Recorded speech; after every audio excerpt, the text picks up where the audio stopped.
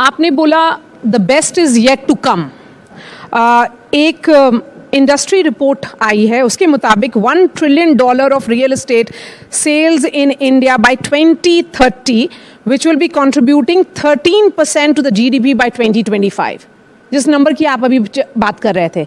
How prepared are we, कितने हम लोग तैयार हैं? प्रिपेयर्ड तो नहीं, मेरी तो my reaction to that, I don't know if my mic is working, but you can hear me without mic. My reading is that the real estate market today should be around, what, $200 billion in India? $200 billion on a economy which is close to $4 trillion. By 2030, you expect to be a $10 trillion economy. And I think the real estate, which accounts today for about 7% of the contribution to the GDP, will be way beyond what you're saying. Way beyond. तो आपका अपना calculation क्या है? नहीं, मेरा calculation तो हमेशा of the envelope होता है, बैक ऑफ द एनवलप। जब मैं सिविल एविएशन मंत्री था, तो हमारे जो सेक्रेटरी थे वहाँ पे उस मंत्रालय में, वो कहते थे मुझे हमारे 760 जनरल एविएशन में प्लेन्स हैं, हमारे इतने हैं, आने वाले समय में 1200 हमारे जहाज हो जाएंगे, सिविल एविएशन प्लेन्स। तो I should tell him, I said I don't agree, minimum आपके 2000 होंगे, and I was proved right. Partly because we were able to privatize Air India, partly because we were able to do this. See, real estate is a sector where if things are going well, they will go really well. हमारे जो legacy problems थे, legacy problems इसलिए थे क्योंकि हमारे जो, should I use a strong word?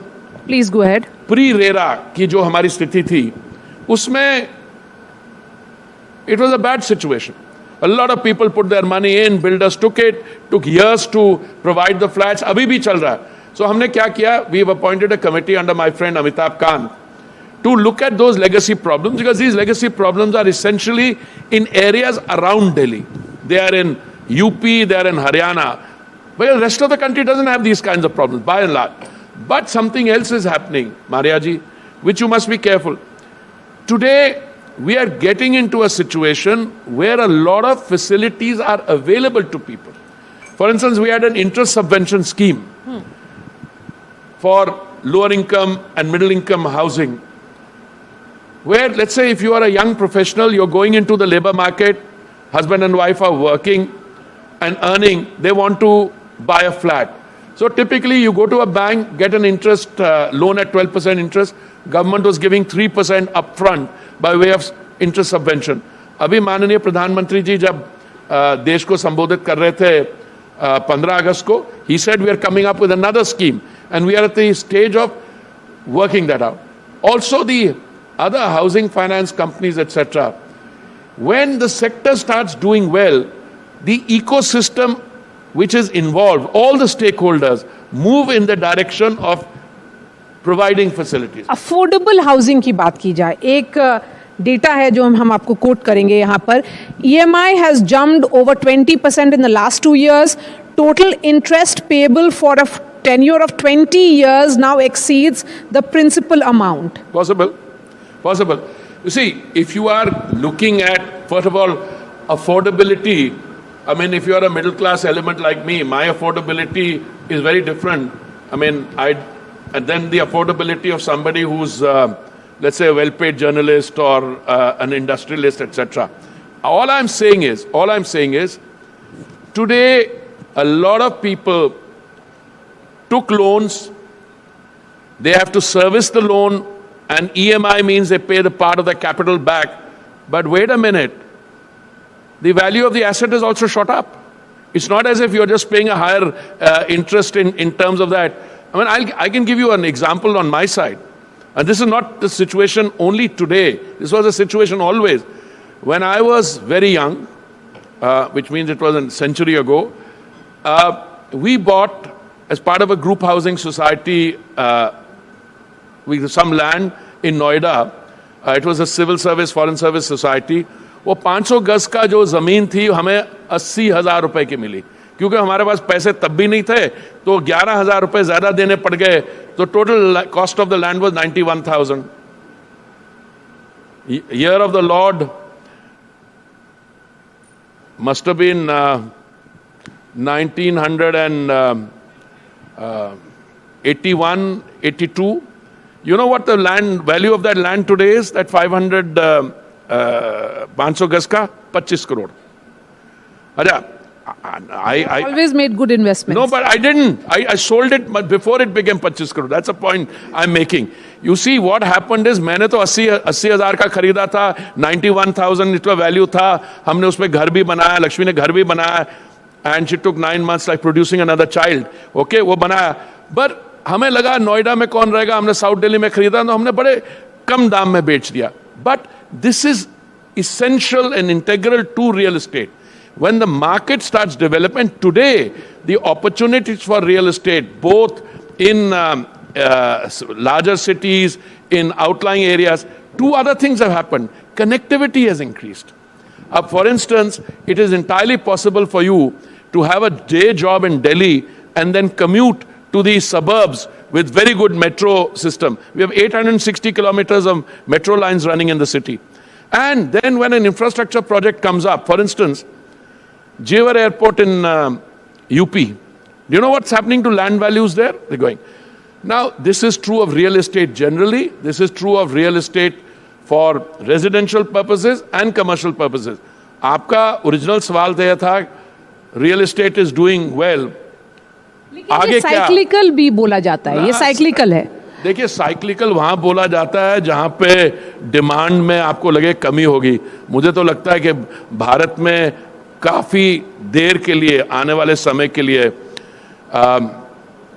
demand is not going to drop because there is so much of people will be coming into the market. Secondly, if you're going from a $4 trillion economy to a $5-10 trillion economy, or till 2040 to be a $26 trillion economy, demand बढ़ेगा, कम तो नहीं होगा, and especially for real estate. The speculative elements will go. लेकिन सवाल ये भी है कि कितने तैयार हैं हम, क्योंकि आपने नोएडा की बात की, दिल्ली नोएडा के मूवमेंट के बारे में देखिए आप, वहाँ पे डिकंजेशन, आवर्स ऑफ ट्रैफिक, और दिल्ली से अगर गुड़गांव जाते हैं वहाँ पे आवर्स ऑफ ट्रैफिक होता है, और नोएडा में करीब 4 से 5 lakh flats waiting to be delivered है. I'm glad you're asking that question. देखिए, दो चीजें होती हैं. If the sector is not doing well, then the builder who has spent the money, has invested money, will not have an incentive to reduce the inventories. Why? For a good reason. He expects when the market will build up, he's holding a stock, he will sell the inventory at a higher price.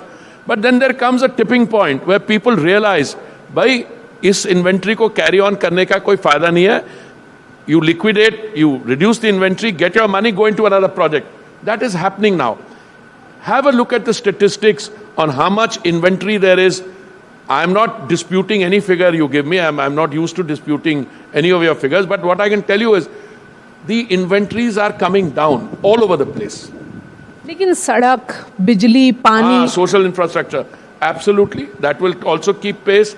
अभी हमारे metro line देखिए 860 kilometre है अभी, और आने वाले समय में हम 950 या 980 किलोमीटर और बढ़ाएंगे. जहां पे मेट्रो जाएगी उसके आसपास में लास्ट माइल कनेक्टिविटी होगी, land values will change, etcetera. This is an ongoing process. You have to make allowance for the fact that you are carrying a backlog and you are now shooting ahead. So, will you also say that metros are now carrying the burden of small towns? Metro, you mean as cities or in the transport? Metro cities. You mean the big cities? The big No, cities. I see a lot of potential for growth in real estate in tier 2 and tier 3 cities. A lot of it. And I think you will also find, this happens the world over, that after a while, people prefer to live in lesser populated, less congested environments, and especially when the environment, in terms of traffic, in terms of movement of people through intercity traffic, air traffic, etc. increases. लेकिन सवाल ये भी तो है ना कि नौकरी रहेगी गांव में या नौकरी रहेगी बी टाउन्स में, तभी लोग वहां पे रहेंगे, वो छोड़ेंगे क्यों? नहीं, आपकी बात सही है कि कुछ जो हमारी समस्याएं हैं, हमारे यहाँ जो अर्बनाइजेशन हुई है बहुत ऑटोनमसली हुई है. कैसे? ये नहीं लोग कुछ सोच के आए, दे केम लुकिंग फॉर अ जॉब. तो आप मान लीजिए अगर किसी ग्रामीण क्षेत्र में थे and agriculture, bulk of the population used to and still lives in rural areas, but the GDP produced from agriculture was not able to sustain that population. So a lot of people left the rural area and came to semi-urban, semi-rural and into urban areas. They came looking for jobs. But today you've overcome that. You've overcome that affordable rental housing, which we've started on. You've got other people providing affordable housing. You've got the government schemes. I don't think you're going to get a situation where we can say all problems solved. No. The population, the autonomous movement, the real estate market in different segments, it is dying now. See, if you have money, where would you invest it? Number one, real estate or something productive. All right, you could crib. It's probably easier, cheaper to rent a property than to buy a property. There is that kind of saying also.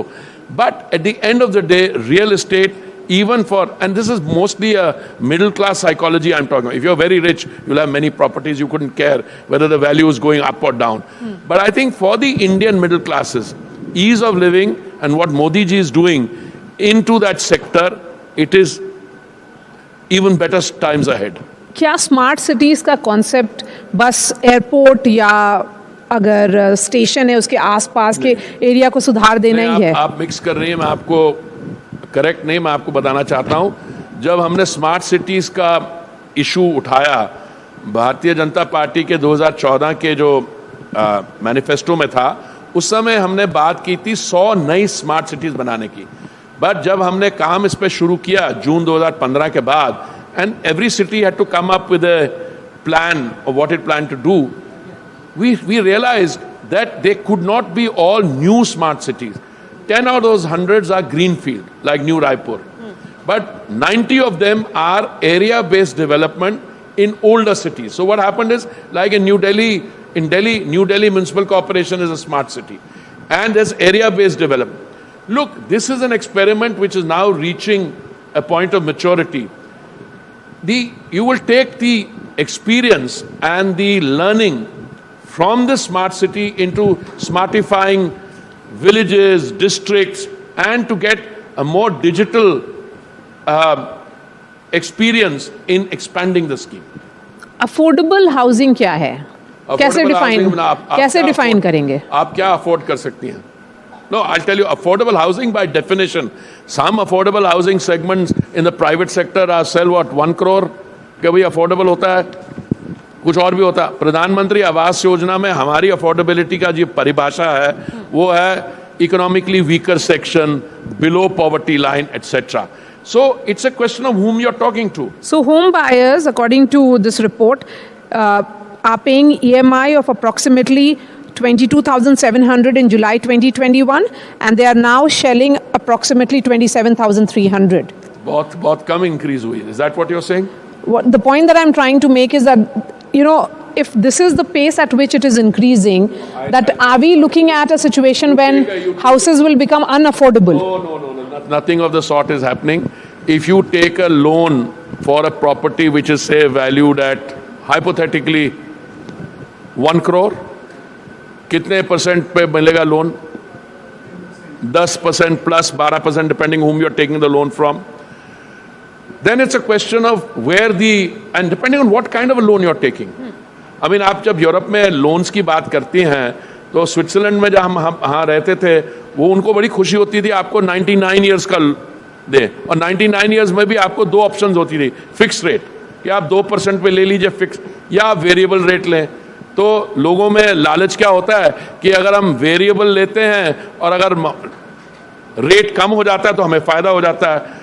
जो कुछ और लोग होते हैं वो कहते हैं fix rate पे लेंगे तो ऊपर नीचे का हमें नहीं होगा. देखिए, that's the commercial question. But let me assure you, I am been now the minister for housing and urban affairs. I know what the situation was in 2017, what it is today, and I'll tell you, yes, there will be issues. There will be issues of inflation. What is the cost of accessing money? But today, the real estate sector has a lot going for it, including those friends of ours who are this thing, but it's becoming very dynamic. People take, And move it's out. here to stay. Huh? And it's here to No, no, it's not here to stay. It's here to boom further. और क्योंकि आप urban development minister हैं और आपसे interview करने का मौका बहुत कम मिलता है, तो मैं 2-3 सवाल आपके पॉलिटिकल भी पूछ लेती हूँ. नहीं, आप पूछ लीजिए पॉलिटिकल. उस पर तो मुझे तो फैसला करना पड़ेगा. मैं आपके पॉलिटिकल सवाल का जवाब कैसे देता हूँ. क्योंकि आप लोग अपने पार्लियामेंट में एंटर किए हैं और जैसे ही एंटर किए, जो स्पेशल सेशन में विमेंस रिजर्वेशन बिल पास हुआ, लेकिन दिल्ली दूर है. महिलाओं के लिए अभी दिल्ली के संसद में आना रास्ता बहुत लंबा है, क्योंकि ये पूरा स्प्लैश था पॉलिटिकल. आप लोगों ने ग्रैंड स्टैंडिंग की, लेकिन जहाँ तक सवाल है डिलिमिटेशन का, उसके लिए अभी वक्त है. सेंसस का, वो उसके लिए भी अभी वक्त है. Maria ji, I have been a feminist at least for 50 years. और महिला नारी शक्ति और महिला सशक्तिकरण में it's an article of faith with me.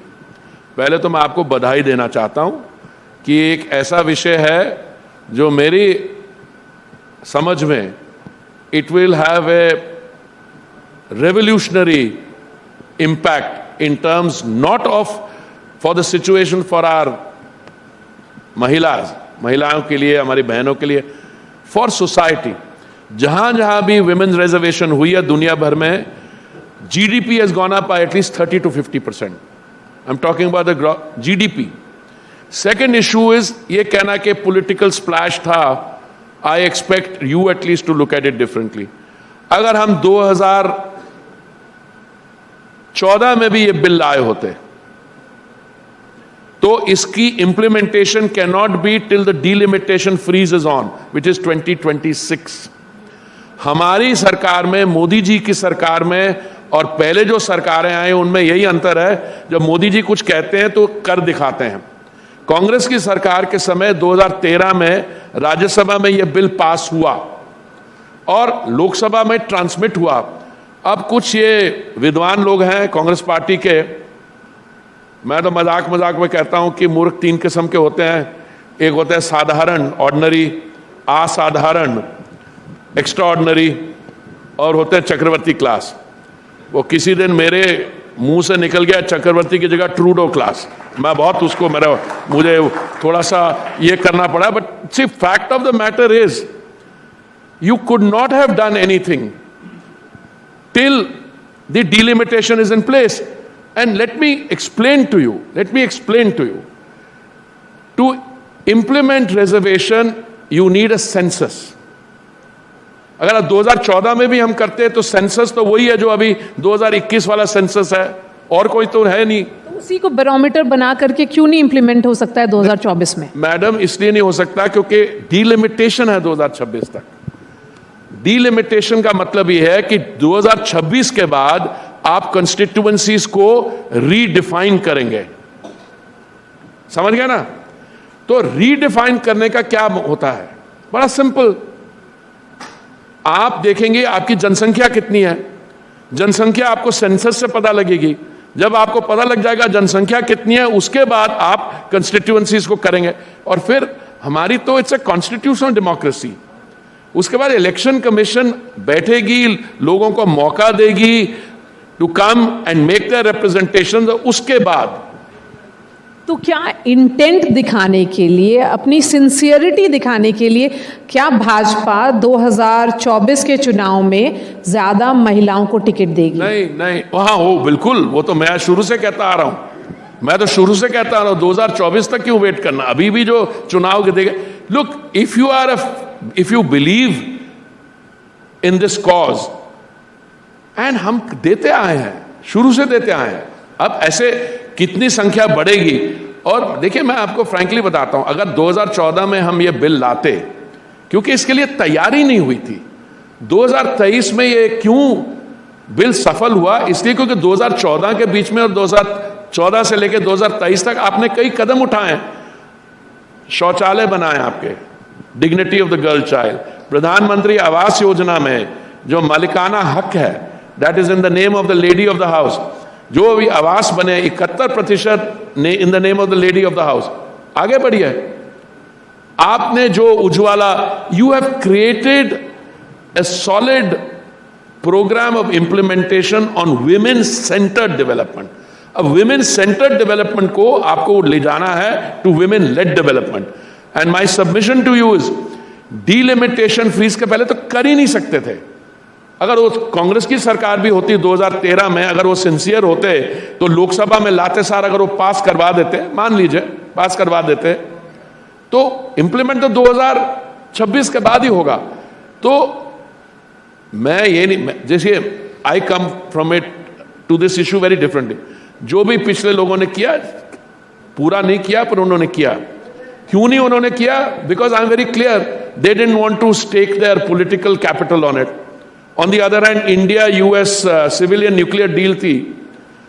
Doctor साहब ने कहा कि I am willing to stake the future of my government on the India US nuclear deal. समझ गए? Now what happens after that? Very interesting. $1 की भी contracting नहीं हुई, but they did not have the same faith in the women's reservation as they had in a political matter.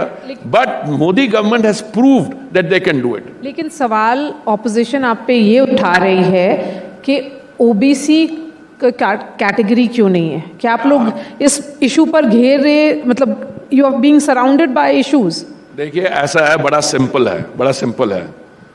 जो भी विरोधी दल जो हमारे विपक्ष में है ऐसे सवाल उठा रहे हैं, उनको कहिए एक बेसिक इंस्ट्रूमेंट है, उसको कहते हैं संविधान, कॉन्स्टिट्यूशन, उसको पढ़ ले। कॉन्स्टिट्यूशन में साफ लिखा है कि 3 किस्म के, general category, schedule caste which means जो उस शेड्यूल में कास्ट लिस्टेड हैं, और ट्राइब्स, शेड्यूल ट्राइब्स जो लिस्टेड हैं। अगर ओबीसी कैटेगरी होती वहां पे कर सकते हैं, which means we are not against it. अब जो ओबीसी की हुआ है पंचायती राज में etcetera, the states have brought that in, but हमारे जो लीडरशिप है they made it absolutely clear, आने वाले समय में हमारी सरकार रहेगी, हम उसको देखेंगे। अगर कोई और सरकार आती है, they are most welcome, we will support it. Therefore we are moving in that direction. But to delay this bill, क्योंकि ओबीसी नहीं है, वो एक हमारी महिला है पंजाब की पॉलिटिशियन, थोड़ी चिल्लाती ज्यादा है, वो मैं जब डिबेट हो रहा था लोकसभा में सुन रहे थे, I couldn't believe what I was hearing. आप ये हैं, आप ये हैं, इसको कर दीजिए। भाई रीड द कॉन्स्टिट्यूशन। तो this has been a revolutionary step and I am not only personally delighted, मैं आपके लिए बड़ा खुश हूं, क्योंकि आप अपना चेंज करना चाहें from journalism to active political life, so you'll have 33% of the seats which will come to the ladies. I think you can contest it at the state level, at central level.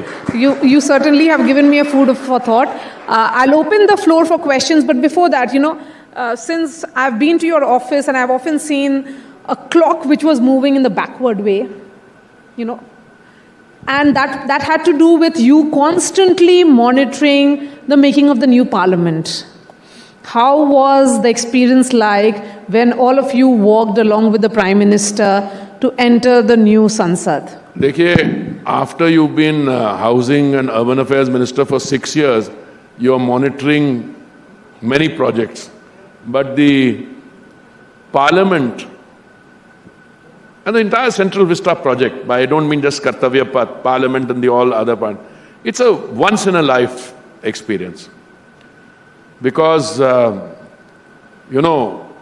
वो अंग्रेजी में क्या कहावत है, success has many fathers, but किसी दिन अगर कोटा से पत्थर ना पहुंचे या कहीं और बॉर्डर पे माल रुक जाए and it gets delayed, then the palpitation only comes to the poor contractor and the CPWD and the officials in the civil, in the housing ministry and the poor minister. But I think it's a matter of great satisfaction, not only that the project has been done in record time, but those of you who will get a chance to see it more openly, it's got a civilizational sweep. It is the temple of democracy built for the next 50 or 100 or whatever period, but it captures the essence of your history, culture, and it's a totally new experience. And the vision of? And the vision which has been implemented is the vision of? No, let's be very clear, all these ये जो विपक्ष की decibel, high decibel level machines हैं, 2012 में कहती थी हमें new parliament चाहिए, the old parliament is no good. अब जो मोदी जी ने बना दिया है, मैं आपको बताता हूं, जब मैं 2017 में नया मंत्रिमंडल में लिया, कुछ दिनों बाद ये बड़े ब्राउन वो envelopes आए, where all the governing districts in most world capitals was there. So obviously he had been applying his mind much before that. And in most things, he's not just a visionary, he's a practical implementing visionary. आप जैसे भारत मंडपम बना है, okay, Yashobhoomi, other facilities which will come up, Delhi will have a new look, the country is getting a new look. It's the preparation for the new India or Amrit Kal 2047. Okay, opening the floor for questions. There are 2 questions that are coming up. Please go ahead. धन्यवाद मंत्री जी, आप अपनी बात को इस ढंग विस्तार से रखने के लिए। लेकिन मेरा सवाल ये है, एक मध्यवर्गीय एम्प्लॉय होने की वजह से, कि पिछले कुछ समय में जिस तरह से EMIs बढ़ रही हैं, होम लोन के इंटरेस्ट बढ़ रहे हैं, तो 6.5% से अराउंड 9% इस समय इंटरेस्ट, होम लोन का इंटरेस्ट रेट है। और इसके अलावा जो क्रेडिट लिंक सब्सिडी जो स्कीम थी वो डिसकंटिन्यू कर दी गई, जिसको प्रधानमंत्री जी ने 15 अगस्त को बोला था कि वो लॉन्च करेंगे। फिर आपका भी स्टेटमेंट आया था कि होपफुली सितंबर तक उसकी मॉडलिटीज़ कंप्लीट होंगी। और पिछले कोविड टाइम के बाद से जिस तरह से कि प्राइसेस इंक्रीज़ किए हैं, तो उसका 2 वे ये है कि जो इन्वेस्टर्स हैं उनको लिए प्रॉपर्टी अप्रिशिएट की है, लेकिन जो एंड यूज़र है उसके लिए बहुत महंगा हो गया। तो क्या जो कैपिंग थी CLSS की 45 लाख की, उसको अपर लिमिट उसकी और बढ़ाने की उम्मीद है? और जो इंटरेस्ट सब्सिडी, ताकि लोग जो होम लोन जो महंगा हुआ है वो लोगों को थोड़ा उसको राहत मिले। नहीं, आपकी बात बिल्कुल सही है, और मैं माफ़ी चाहता हूँ, इट्स पॉसिबल कि मैंने पूरे नुआंसेस नहीं सुने होंगे। आपने ये कहा कि जो हमने credit link subsidy scheme introduce की थी वो लिमिटेड ड्यूरेशन के लिए थी, और उसमें हमने जो प्राइस ऑफ द यूनिट था उसको 45 लाख जब ने कहा। मैं वही, this is the point I was making to Maria ji, कि हमारे हिसाब से उस समय that constituted the fair benchmark for what is a cap for this. But अभी आने वाली स्कीम में क्या कैप होगा, नहीं होगा, those are details we are working out. मुझे पता है कुछ अखबार में, कुछ प्रेस में रिपोर्ट्स आनी शुरू हो गई हैं based on some information people have picked out, but मुझे जो लग रहा है कि अभी कुछ ही समय की बात है। आपने कहा कि मैंने बोला था सितंबर तक हो जाएगा, तो आज मैं एक प्रेस कॉन्फ्रेंस कर रहा था हाउसिंग और अर्बन अफेयर्स मंत्रालय में, आप जैसे मित्र लोग बैठे हुए थे, तो किसी ने मेरे को पूछा, मैंने कहा भाई मैंने ज़रूर कहा था सितंबर एंड, पर मैं माफ़ी चाहूँगा कि सितंबर एंड की जगह अगर अक्टूबर के पहला हफ्ता हो गया, but we are at that stage. माननीय मंत्री जी नमस्कार। माननीय मंत्री जी, पहले तो मैं आपका आभार व्यक्त करूंगा कि आपने जो कमेटी बनाया था अमिताभ कांत जी का, और वो रिपोर्ट आ चुकी है, 3 महीने में ही रिपोर्ट दिया गया, और वो रिपोर्ट को हम लोगों ने पढ़ा भी, और उसमें हम लोगों की भी राय ली गई है। तो उसमें मेरा मानना है कि अगर वो रिपोर्ट को इम्प्लीमेंट किया जाए तो बायर्स का जो सोल्यूशन है वो 80-90% तक समाधान हो जाएगा। आपसे एक मैं रिक्वेस्ट करना क्योंकि चूँकि मैं नोएडा से बिलोंग करता हूँ, और आपका मैं धन्यवाद भी व्यक्त करूँगा कि आपने मुझे सेंट्रल एडवाइजरी काउंसिल में मेंबर्स भी बनाया, बायर्स, आम बायर्स को आपने लेके आया है। तो इसे इम्प्लीमेंट जल्द से जल्द हो, इस दिशा में थोड़ा आप काम कर दे। थोड़ा सा आपका एक रिक्वेस्ट माननीय मुख्यमंत्री जी को चलाया जाए, क्योंकि वहाँ पर लगभग 3 लाख लोग आज भी घरों का इंतजार करें और अपनी रजिस्ट्री का इंतजार करें, तो एक बहुत बड़ी समस्या है। तो आपसे एक रिक्वेस्ट है कि आप प्लीज़ इसे जल्दी इंप्लीमेंट करवा दें। एक और छोटा सा, क्योंकि बस एक सवाल और भी है, नोएडा में 2 मेट्रो, एक DMRC एक NMRC। NMRC का रूट थोड़ा सा अलग है, DMRC का अलग है, जिसकी वजह से NMRC लॉस में जा रहा है, और उसमें ज़्यादा जो उसकी कनेक्टिविटी है सही नहीं है। तो नोएडा में जब भी मेट्रो के विस्तार हो तो DMRC विस्तार करे तो ज़्यादा बेहतर होगा। ये दोनों जो आपने सवाल पूछे हैं, I think I can afford to be very positive in my answer. पहली बात तो ये है कि अमिताभ कांत जी की कमेटी जो हमने बनाई थी उनकी अध्यक्षता में, तो मैंने पहली मीटिंग जो अमिताभ जी के साथ की थी, और उनकी भी यही राय थी, बिकॉज जब हम कमेटी बनाते we don't tell the committee what to do, you get somebody who has an understanding उन इश्यूज का, जिनको बैंकिंग सेक्टर के साथ, बिल्डर्स के साथ, बाकी जो इकोनॉमिक स्टेक होल्डर्स हैं उनसे बात करके वो रिकमेंडेशन देंगे। वी वर वेरी क्लियर कि इसमें स्टेट गवर्नमेंट का भी बहुत अहम रोल होगा, और उन्होंने स्टेट गवर्नमेंट के ऑफिशियल्स को तो कांटेक्ट किया ही होगा, और मुझे पता किया। But before the report was finalised also, मैंने अमिताभ जी को रिक्वेस्ट किया था कि आप स्टेट गवर्नमेंट से मिल भी लें, including at the level of the chief minister. So I have full confidence कि क्योंकि आप उत्तर प्रदेश की बात करें, मैं उत्तर प्रदेश पर ही I will keep my answer. The state government is fully behind the report and they are already implementing it. So उस पे काम शुरू हो गया है. So I can afford to be positive in my response. दूसरा, देखिए आपने जो बात की है अर्बन ट्रांसपोर्ट, मेट्रो लाइंस की अलाइनमेंट की, it's a very high priority. Exact मेरे पास डिटेल्स इस समय नहीं होंगे because I was not anticipating the question, but आप मेरे कोलीग्स से मिलें, I can tell you exactly what is being done. देखिए इस एरिया, ये जो हमारा नेशनल कैपिटल रीजन जिसको हम कहते हैं, अभी नया हवाई अड्डा बनेगा जेवर में.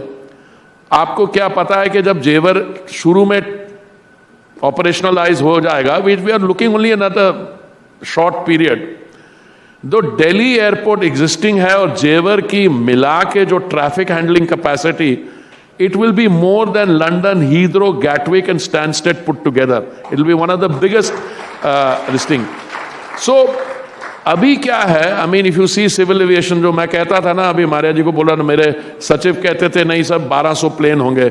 मैंने कहा 1200 नहीं, मेरा तो आंकड़ा 2000 है, उससे भी कई आगे जाएगा. And that is what is happening. हमारी यू हैव टेकन, प्रधानमंत्री जी ने ही has taken civil aviation to a new level. वो क्या है, उड़ेगा देश का आम नागरिक, the Udan scheme also. I mean you see that development है. अब you see the Vande Bharat, so connectivity is एक दिन पिछले हफ्ते में 9 Vande Bharat trains were simultaneously move. Since your team is getting anxious, sir. Why are they getting? Okay. Because they are monitoring your movement. We have one question from that young boy there. So please go ahead.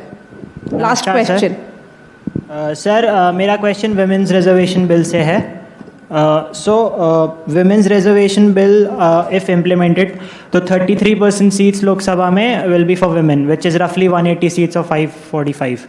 But if delimitation does not happen and census does not happen, if not happen as soon as possible, तो उस case में जो Lok Sabha MPs होंगे जो currently काफ़ी सारे males हैं, are they willing to give up their seats to make up? No, it's a good question, but not such a good question. Let me explain to you. The 33.3% reservation will be on an expanded house. और expanded house क्या होगा, I can only guess because I don't know what the census is going to produce. But अभी कितनी है, 546 है, हाँ?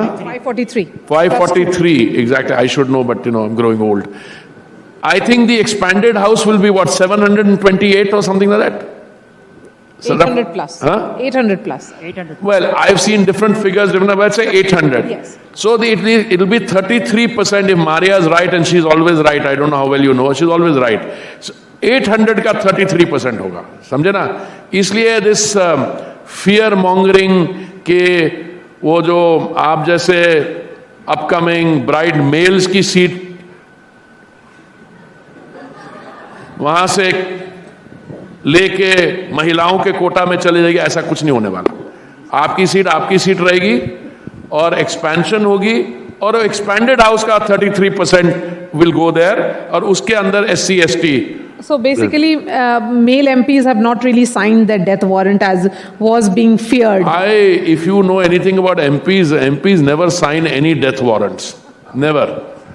तो मैं बताता हूं, इसमें तो this is a very clear thing, and I think we had made it clear right from the beginning. Anybody who has followed the intricacies of the debate has been very clear on what this stands for. वो हमारे opposition में वो चिल्लाने वाले लोग, उनको छोड़ दीजिए. All right, Hardeep Puri, really appreciate your time, sir. Thank you so much for coming all the way, and thank you for coming for this event. Thank you.